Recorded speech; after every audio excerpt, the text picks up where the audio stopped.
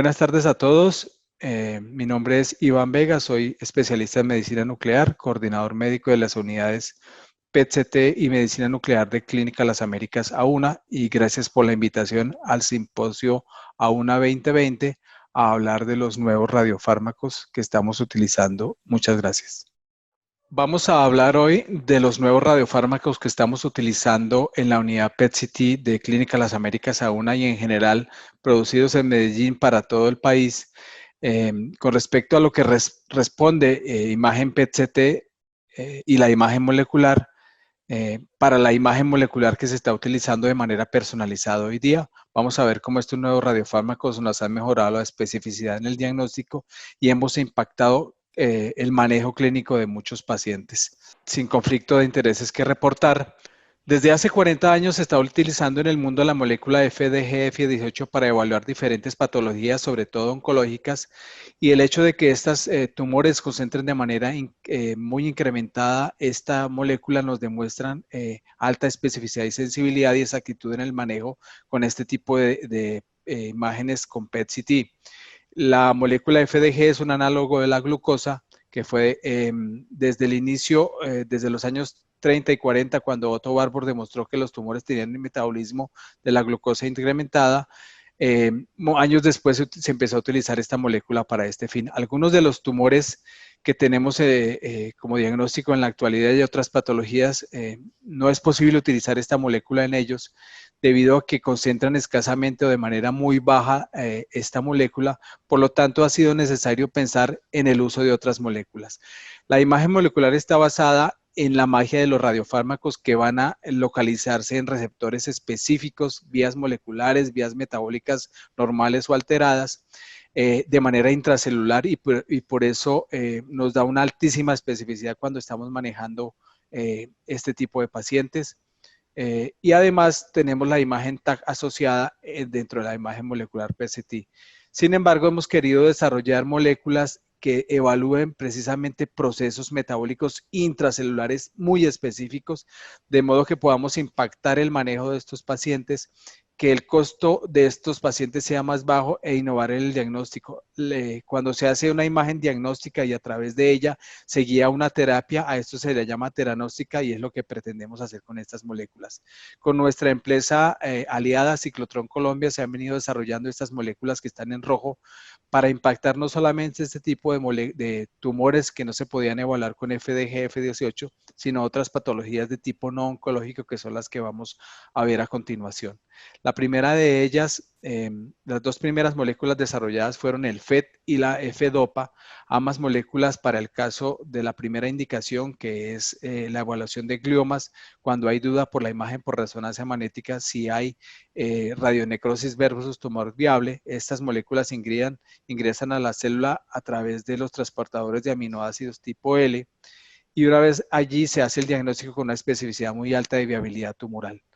Específicamente para la molécula DOPA también se utiliza de manera con alta especificidad para el diagnóstico de la enfermedad de Parkinson. En este caso no se trata de una concentración alta, sino como el caso B, una disminución en la concentración a nivel de los ganglios basales, es decir, disminución de la concentración dopaminérgica a nivel presináptico, como lo demuestra este esquema, es lo que hace el diagnóstico de la enfermedad de Parkinson. En esta otra molécula utilizamos, en este otro tipo de paciente utilizamos FET para evaluar un paciente con glioblastoma multiforme que tenía una duda por resonancia magnética. La concentración del FET nos determinó que había viabilidad tumoral. Sin embargo, pues no se actuó en ese momento. 3 meses después el paciente progresa la lesión a este nivel y fue necesaria realizar una cirugía de rescate. En este momento, como le digo, la especificidad del paragliomas en este caso es cercana al 97%.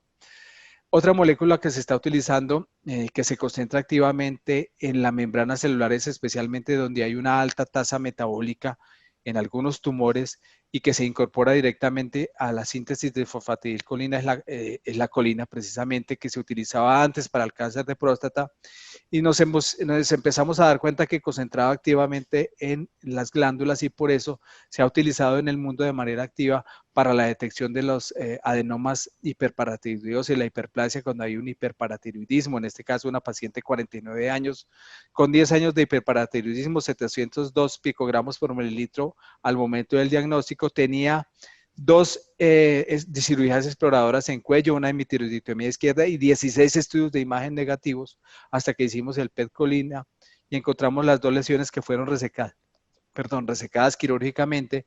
Luego de esto bajó el hiperparatiroidismo y se confirmó la presencia de adenomas hiperparatiroideos. Con respecto a la F-Dopa y otro tipo de utilidades, la F-Dopa es una molécula multipropósito, la utilizamos en endocrinología para todas estas patologías, Cushing, síndrome de secreción inapropiada CTH, hiperinsulinismo congénito, feocromocitoma para ganglioma e incluso para la denervación cardíaca, y en oncología para tumores neuroendocrinos, cáncer medular de tiroides, feocromocitoma para ganglioma, neurofibromatosis y la neoplasia endocrina múltiple. Esta molécula tiene afinidad por las células del tejido cromafin, ingresa a la célula a través de los transportadores de aminoácidos tipo L y su afinidad por este tipo de células es las que los hace hacer el diagnóstico. Por ejemplo, en este muchacho de 21 años que tenía un diagnóstico establecido ya de Cushing, aumento de peso, exámenes de imágenes totalmente negativos, como lo vemos aquí, y elevación del cortisol. Esta asimetría en la concentración de la molécula F-Dopa nos hizo el diagnóstico de una hiperfunción de la misma. La adrenalectomía demostró que había una hiperplasia y el cuadro se dio al 100% luego de casi 2 meses de evolución de posquirúrgico. En este caso, de la derecha, un niño de 14 años con crisis de hipoglicemia severa, llegaban hasta 35 miligramos por decilitro. Se le buscó incluso un paraneoplásico, tenía múltiples estudios, incluso un PET con FDG negativo.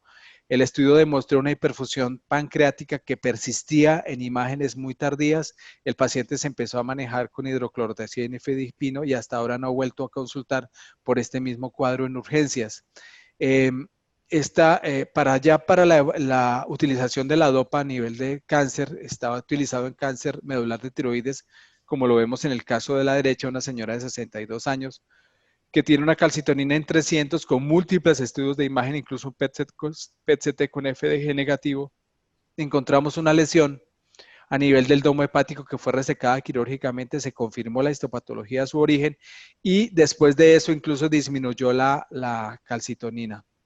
A la derecha tenemos un paciente con una enfermedad de von Hippel-Lindau que tenía un hemangioma cerebeloso, un feocromocitoma derecho.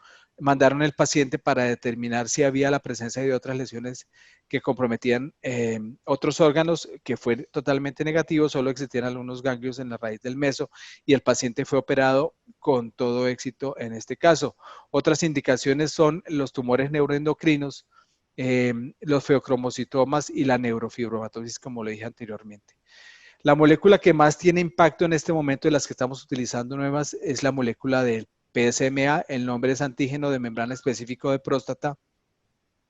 Se utiliza especialmente en los pacientes que tienen recaída bioquímica con imágenes negativas.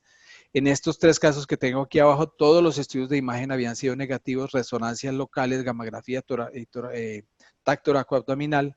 A la izquierda, este paciente con alta carga tumoral demostrada por PSMA, aunque la imagen de TAC no demostraba nada. Este paciente con este nivel de antígeno posiblemente tenga que pasar directamente a un manejo de quimioterapia por su alta carga tumoral. Este paciente, por lo contrario, con una sola lesión focal a nivel del lecho, que no había sido objeto de radioterapia, hay que darle radioterapia local. Y el paciente de la derecha, que tiene metástasis óseas pequeñas, pero una lesión ganglionar posiblemente requiera un manejo hormonal y un rescate, y ahora que está de moda el manejo de la oligometástasis, incluso en el paciente de cáncer de próstata, manejar esta adenopatía inguinal. Otra indicación que está ahora en boga es la estadiaje inicial en el paciente de alto riesgo con esta misma molécula en el paciente de cáncer de próstata. La incidencia y prevalencia de este cáncer de próstata nos hace ubicar esta molécula como una de las de mayor impacto clínico. En este caso, este paciente tenía la actividad tumoral concentrando el radiofármaco a nivel de la próstata, ¿cierto? Con un nivel de antígeno de 42. Desafortunadamente tenía metástasis óseas con estudios totalmente de imagen negativos. El paciente incluso, después de que encontramos una metástasis cerebral en él, nos refirió que tenía cefalea y vértigo.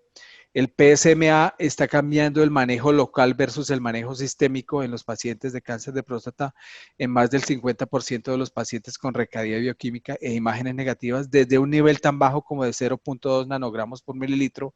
Recuerden ustedes que la gammagrafía ósea, por ejemplo, solo se hace a partir de 10 nanogramos por mililitro. Y cambia el manejo en el estadiaje de los pacientes hasta en un 20% cuando los pacientes son de alto riesgo o de muy alto riesgo. Durante el 2020 nos hemos dedicado a trabajar buscando nuestros océanos azules de oportunidad con estas moléculas que estamos viendo aquí, como a nivel del año hemos incluso en el último mes, el 10% ya de los estudios que estamos haciendo son con nuevas moléculas y cómo ha venido incrementando su uso. Por último, les voy a dejar exactamente cuáles son las patologías que estamos usando y los radiofármacos, F-Dopa y FET para los gliomas, F-Dopa para el Parkinson, colina para el adenoma paratiroideo, el hiperparatiroidismo, F-Dopa para el síndrome de Cushing, tumores neuroendocrinos, carcinoma medular de tiroides, feocromocitomas para gangliomas, la nesidioblastosis e incluso la denervación cardíaca en pacientes con insuficiencia cardíaca y la molécula de mayor impacto, el PSMA, para el cáncer de próstata. Todas estas moléculas con ellas estamos impactando el costo-efectividad de los manejos de los pacientes. Estamos innovando el diagnóstico de lo que se hacía antes en nuestra clínica en Medellín y en el país, y está haciendo un cambio radical en el manejo de estos pacientes. Muchas gracias y buenas tardes.